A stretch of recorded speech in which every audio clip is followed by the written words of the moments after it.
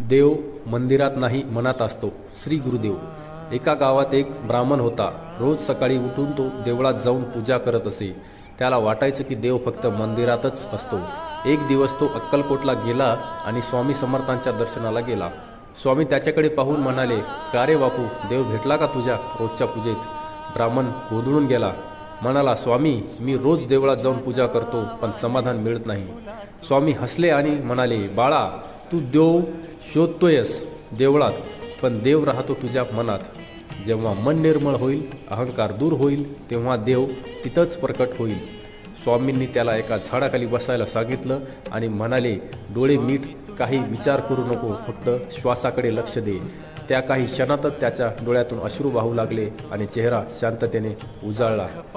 तो म्हणाला, स्वामी, मला आज खऱ्या देवाचं दर्शन झालं. स्वामी उत्तरले, हो बापू, तो देव तू आहेस. जेव्हा तू स्वतःला विचार